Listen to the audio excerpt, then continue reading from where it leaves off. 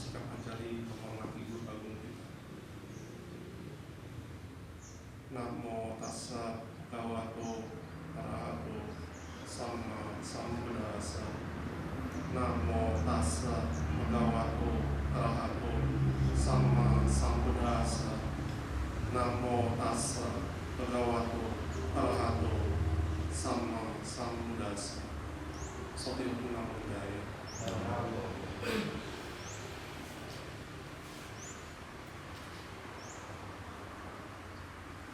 Pada kesempatan pagi ini saya ingin memulai bincang dhamma dengan mengajak Bapak Ibu semua melihat dalam kesehariannya pernah tidak mengalami situasi di mana kita tidak melakukan suatu perbuatan.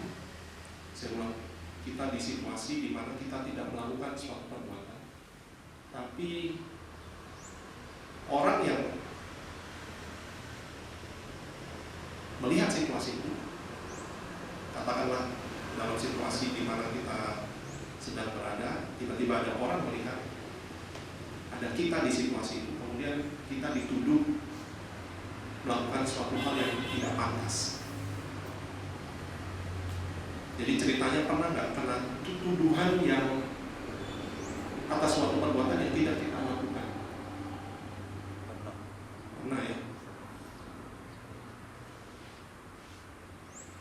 Saya mau ambil contoh, nggak usah yang kejadian, saya alami sendiri.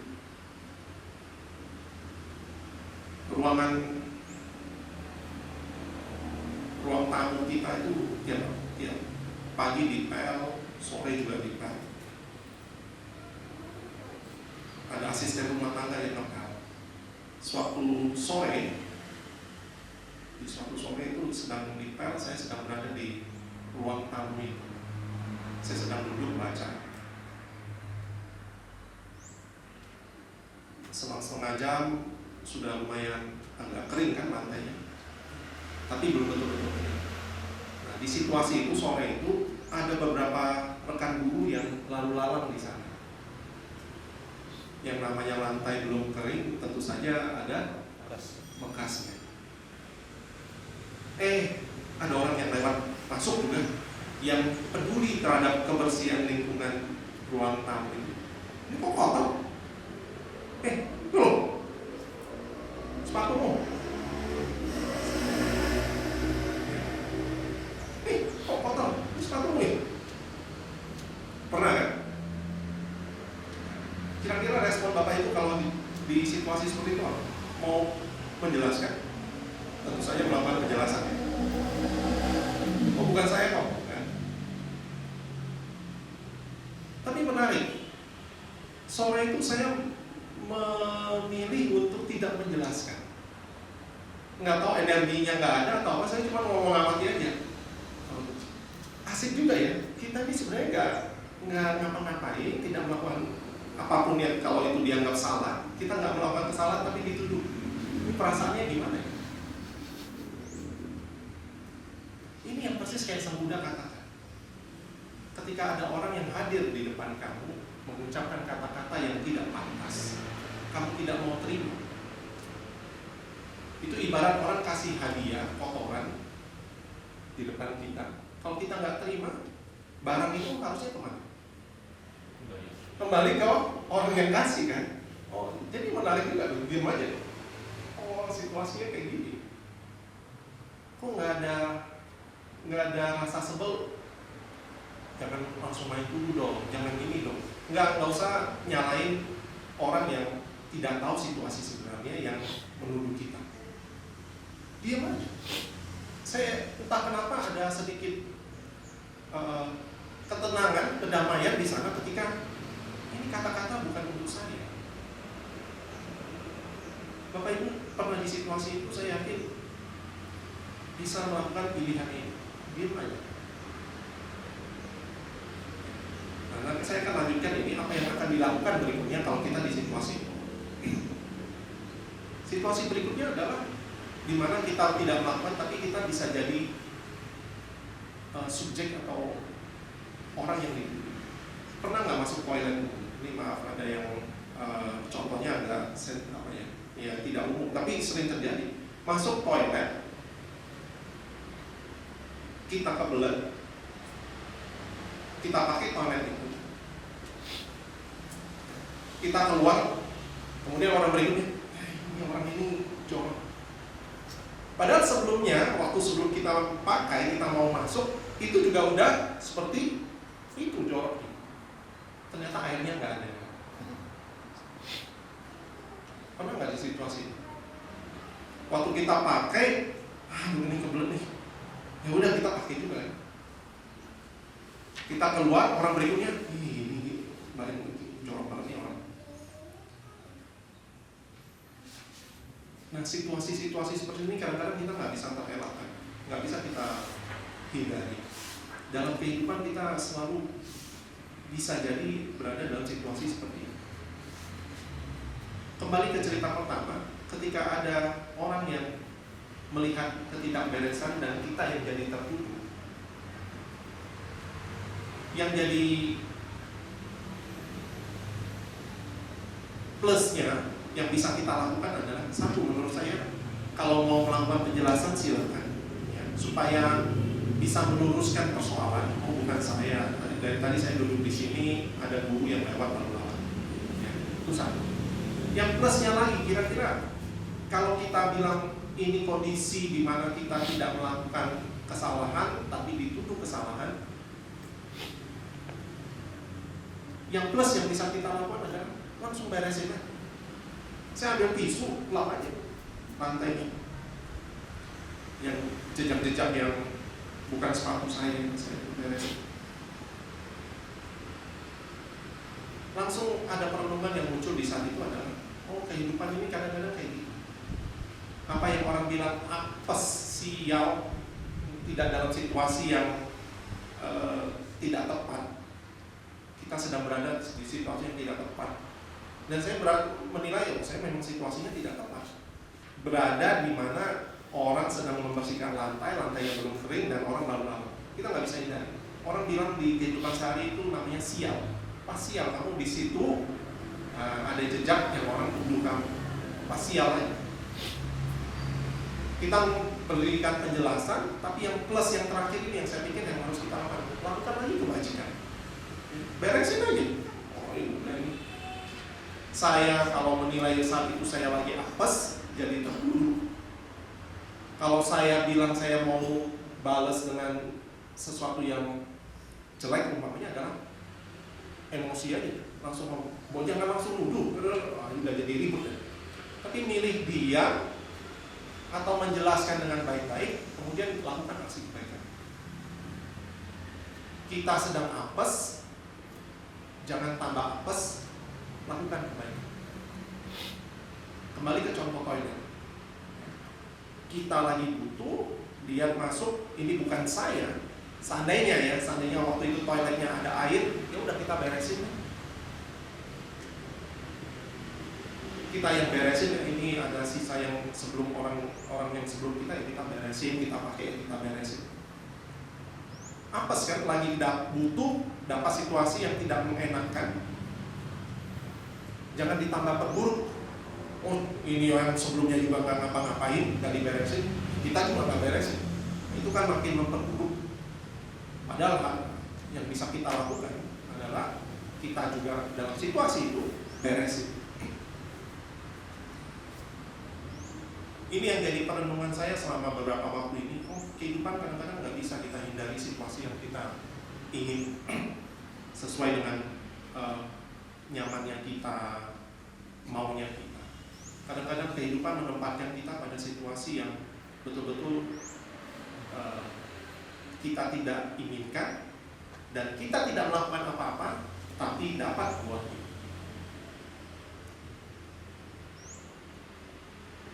Kalau itu kita bilang dengan sebutan kesialan, kemalangan, keapesan, Sang Buddha sudah katakan dalam kehidupan itu sudah demikian ada kataloga ada 4 pasang.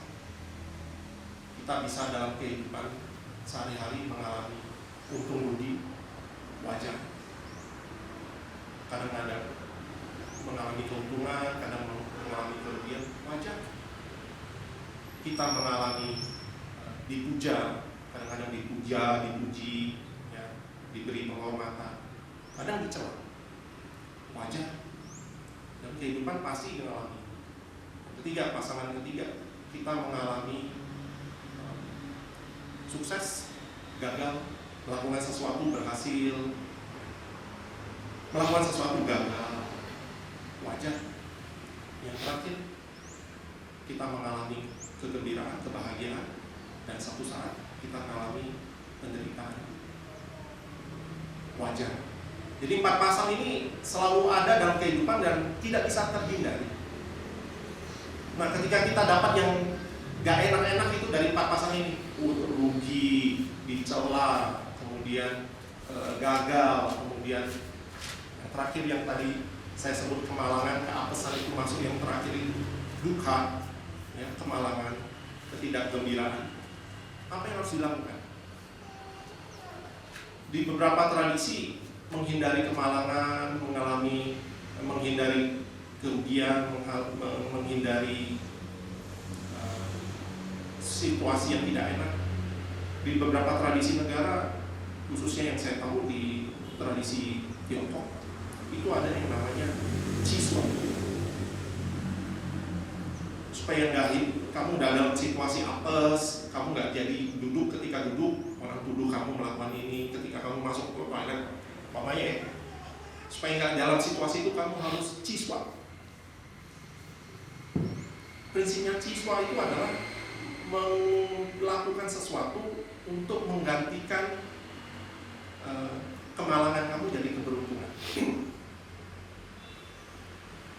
Biasanya yang di Tiongkok tuh rumit, dihitung dulu. Kamu kok sering banget nih, duduk aja dituduh orang, masuk toilet aja dituduh orang, bikin ini bisnis gagal, bikin ini, banyak itu, dihitung dari umur, tahun lahir, sio, lahirnya malam atau pagi, udah dihitung semua, lakukan itu. Itu di tradisi Tiongkok sudah ada ternyata. Ciswa namanya. Kalau sionya kelinci, kamu harus lakukan ini supaya nggak sial. Sionya kucing nggak ada ya. Nah, sio babi, kamu harus lakukan ini. Di ajaran Sang Buddha, Bapak Ibu, istilah ciswa itu nggak ada. Tapi jelas diajarkan oleh Sang Buddha menghadapi ataloka dhamma, 4 pasang corak kehidupan ini. Yang kita tidak bisa hindari yang jelek-jeleknya, yang rugi, yang kesedihan, kemudian dicela dan sebagainya. Itu nggak bisa dihindari. Tapi yang bisa kita lakukan, menurut ajaran Sang Buddha, yang jelek-jelek itu, yang negatif-negatif itu, yang di kacamata kita yang nggak enak-enak itu nggak bisa dihindari, memang harus kita terima. Tapi yang bisa kita lakukan adalah ketika itu datang, saya ulangi, ketika yang jelek-jelek itu datang, batin, keadaan pikiran kita tetap tidak tergoyah. Secara teori ini gampang ngomong. Pas apes, dituduh, gimana supaya ini saya lagi siap, sedang dicela. Kalau udah lepas di tengah, memang bisa respon, nah ini bukan saya. Tapi kalau enggak, kita meledak. Sang Buddha katakan, ini yang jadi dasar dari praktek agama Buddha, selalu terampil dalam berbuat kebaikan. Saya bilang hubungannya apa sih terampil berbuat baik dengan melindungi kita dari yang apes-apes? Terampil berbuat baik itu artinya kita sering melakukan kegiatan melepas dana, kita selalu sering melatih pikiran, ya, samatha, kita selalu memperhatikan tingkah laku, moralitas sila. Ini ternyata yang menurut ajaran Sang Buddha akan mengurangi kadar penderitaan. Saya ulang, akan mengurangi kadar penderitaan ketika kita berada di situasi yang tidak enak. Saya tidak bisa terhindar ketika saya dicela, ini kamu dituduh nih, kamu yang ngotorin. Saya nggak bisa hindari. Kita sudah berbuat baik banyak, saya cuma nggak ngapa-ngapain kok dituduh. Kita nggak bisa hindari. Saya sudah berusaha, ternyata masih rugi, nggak bisa hindari. Tapi ketika itu terjadi, karena kita sudah terampil berbuat baik, keadaan pikiran kita tidak akan terlalu goncang. Saya jujur waktu itu saya cukup mengagumi diri saya. Biasanya kayak gini meledak loh saya. Nggak apa-apa dituduh. Ajak debat 3 jam 4 jam semalam juga berani, ini bukan saya. Bisa nggak dulu? Enggak kan mulai kan, nyalain nih. Sama-sama praktek damai, kenapa harus nuduh? Wah, udah panjang nih ceritanya, emosi. Tapi ternyata, oh iya, saya mengalami situasi yang tidak enak. Nah, itu yang membantu. Ya. Bapak Ibu, barusan situasi yang tidak enak ini saya lihat di depan mata kepala saya sendiri. Itu yang membuat, ya tadi selain 3 praktek itu ya, 3 praktek melepas dana, kemudian melakukan samata pengendalian diri pikiran, dan yang ketiga moralitas. Ada satu hal yang saya bilang secara teori ini kita tahu, tapi ketika betul-betul dihadapi dengan penderitaan yang tingkatnya lebih tinggi, apakah kita bisa tahan? Hari Jumat yang lalu saya bawa anak-anak OSIS kami menyerahkan dana yang dikumpulkan oleh keluarga besar Sekolah Putra Bangsa. Jadi itu siswa dan guru, mungkin orang tua saya juga nggak tahu. Saya lagi diklat seminggu di Prambanan. Saya cuma bilang ke guru-guru, ayo galakan dana. Ya. Siswa yang jelas iya, guru iya, ya. Orang tua mungkin juga masuk di sana. Terkumpul akhirnya dana sebesar 10.700.000. Kita akan serahkan ke satu siswi yang ada di Klaten, siswi dari sekolah negeri yang sedang menderita tumor di bagian kepala. Dia kelas 4, jadi kurang lebih umurnya 11 atau 12 tahun. Tumornya di sebelah kiri. Waktu kita lihat dia tumornya membesar di sebelah kiri. Harus menjalani kemoterapi sebanyak 16 kali. Baru terlaksana 4 kali. Terakhir butuh biaya total untuk transport ke sana dan pengobatan kemo dan perawatan luka itu sebesar 5 juta. Itu berita 2 minggu yang lalu. Jadi 2 minggu, kurun waktu seminggu ini kita kumpulin dana. Kemarin baru kita serahkan. Waktu kami dan siswa mengantar dana itu, saya bilang ke siswa saya, ini saya nggak ngomong tentang damai, tapi saya bilang ini yang fenomena kehidupan yang nggak bisa terhindari. Ya, orang mengalami sakit seperti ini. Plus yang bikin buruk adalah keadaan tempat tinggalnya. Jadi kalau saya bilang itu penderitaannya double ya, double perang. Pinggir kali ala kadarnya cuma seng-seng ditambah, terus ruang tidur anak itu persis kayak di bawah saluran selokan, bukan kali sungai, selokan cabang. Tanpa ventilasi, anak itu sedang tertidur di lantai, di kasur di lantai. Saya bilang kemalangannya double. Dia masih harus ngurusin kesakitannya ini, kemudian ini jadi lukanya harus diobati. Kita harus paham bahwa luka itu kan harus higienis, kalau nggak makin buruk. Nah, situasi tempat tinggalnya seperti itu, berat menurut saya. Nggak bisa dihindari kemalangan yang dialami oleh keluarga ini, nggak bisa dihindari. Nah, satu yang saya bilang ke anak-anak, kita bisa belajar ketika kita dapat kemalangan, kita dapat sesuatu yang tidak enak. Apakah kita betul-betul keadaannya lebih buruk dari keluarga ini? Dia dapat kemalangan sakit anaknya, situasi kondisi rumahnya seperti itu. Kita kalau masih sakit ya masih bisa istirahat di tempat yang baik.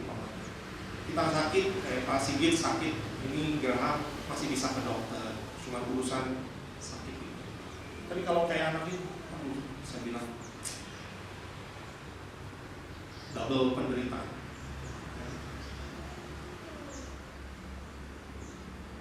Saya bilang ke anak-anak ini bisa jadi contoh buat kita merenungi kehidupan kita sendiri. Seberapa sih kita sial, seberapa sih kita nggak enak dibandingkan dengan orang. Jauh lebih baik kalau ketika kita dapat kesialan, kita masih tetap lebih baik daripada situasi namanya ini. Plus anaknya yang namanya Nur.